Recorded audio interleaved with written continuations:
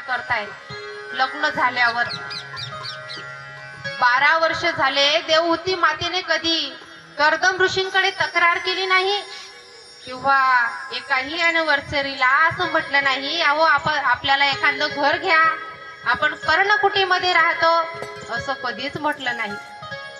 कारण तिच्या पतीवर पूर्ण विश्वास होता. कर्दम ऋषी लग्न झाल्याबरोबर 12 वर्ष तप करताय म्हणून तिने कधी असा विचार केला नाही की आता आपण घर कसं चालवायचं.